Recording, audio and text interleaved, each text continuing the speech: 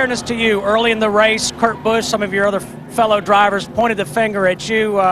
Your take on the whole afternoon and that incident in particular? I mean, I got underneath him and got him in a compromising position, and I started to back out. I just didn't back up enough to get him out of it. But, everybody can say what they want, and the fans are going to say what they want too. I mean, this is a product of restrictor plate racing, and, if they want to script us a script and tell us where they want us to run each lap, that's fine. We can do that too. But, Kurt and I get along good. Sure didn't want that to happen to him or anybody else, but I think if you look here in restrictor plate racing. Tony, you had a great run going at the end of the race, and made a great charge, but got turned around and did a great job of saving the race car. It's just part of racing. Jimmy and I are good friends too, and I know Jimmy didn't turn me on purpose. It's just that's a product of what we have to do here for 188 laps. We got to do it twice a year here and twice a year at Daytona. So. I don't feel any ill feelings toward anybody or toward Jimmy on that deal. I mean, he was just racing, trying to get every spot he could get. And, if you look down through all these cars here, I bet you're going to see a lot of cars that look like they just left Martinsville last week. So I don't think I'm the only one that got any scuffles today. Thanks for your time. All right, buddy. I mean, he could run the same pace pretty much the whole run, and we could do it for about the first half of the run, and then we'd lose pace.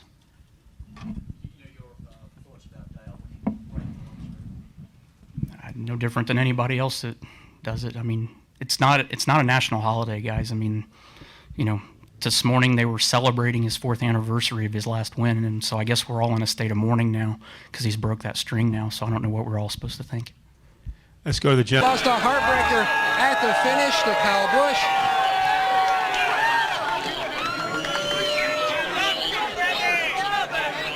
Smoke, always special to win at Daytona, but walk me through that final lap when everything got jumbled.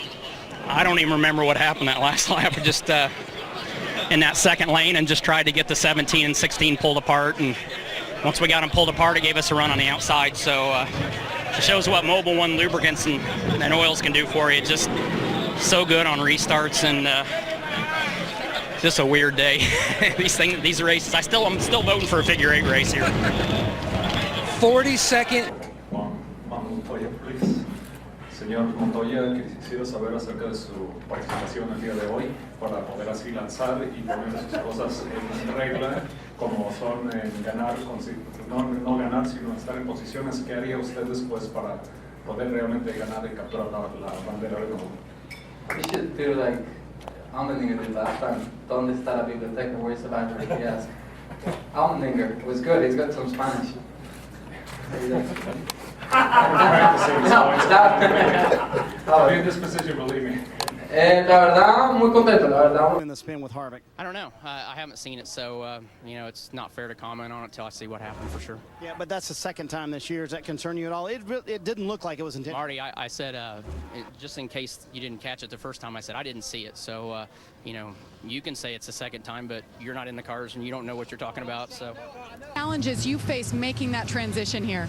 I don't know, but I think if I were her, the biggest challenge I'd have is trying to keep the media away from me so I can actually think about what I'm doing and try to drive the race car. It's like I've started turning the TV off. It's like I feel like I'm watching reruns. So can't believe I'm even actually getting an interview today. I mean, she must have quit for the day or something. But what the hell do you think I was mad about? Dumb little runs us clear down to the infield. He wants to about everybody else, and he's the one that drives like a little.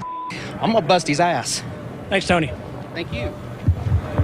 It is. We're going to raffle off a brand new, well, fairly brand new, a couple thousand miles on it right now, Chevy Corvette Z06. That was my own personal. Jeff, turn around real quick. There's some annoying fan behind you. Imagine that. That's a big surprise. I'm sure that won't be the last of that today either. That's right. All right, thank you, all three of you, even. Good to have you teammates out there running. Good luck to both of you. Hey, go to jeffgordon.com. Time champion Tony Stewart.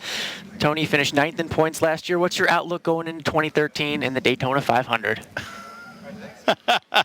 Well, what is your outlook there, Smoke? How was the off season, by the way? There's your answer to your question. You want to see the radar? We're looking at the weather here. You going racing? It doesn't look like it. I don't think Volusia's happening, brother. But yeah, we can try. No. Has anybody said anything different than they're coming here to try to win the Daytona 500? No, they're trying to win, of course. Somebody said something different? No, I want the expectations for all of 2013. Last year you were a chase driver. Has anybody said that they weren't trying to make the chase and win races and win a championship? Some of the smaller teams, they're being more realistic. Okay. Tony's trying to win a championship this year, right? A lot of changes to it, Haas, this same year. as the last 15 years. Yeah. I'm going to try to win races. What's the difference? Sometimes you're the champion in 2011, 2012, you're back in the chase.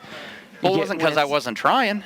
Right. What is the difference between being a chase, just, in the chase with wins and being that chase champion? He's a new guy, isn't he? Yeah. He may not make it in the sport. Nah, he will. He's a good kid. No, the hard thing is, but it's not my fault that he spun the tires. And for a guy that's been complaining about how everybody else is driving here, and then him to do that, it's a double standard.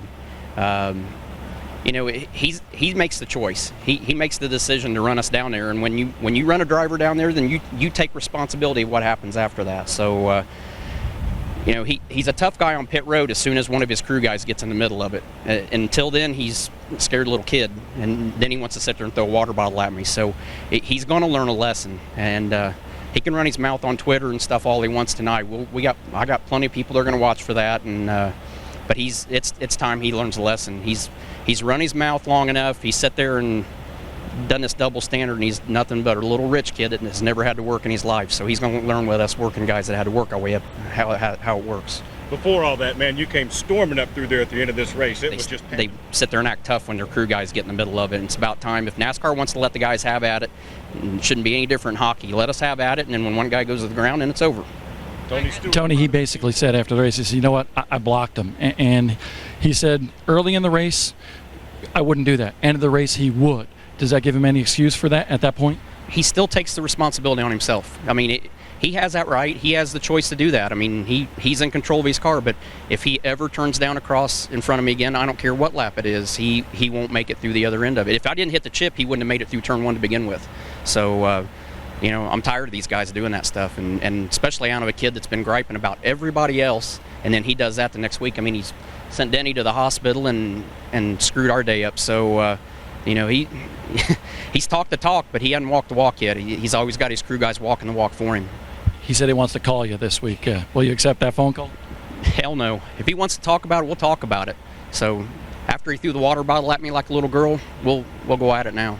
I'm not going to listen. I got nothing. I don't care what he has to say. It's just words right now. Actions speak louder than words.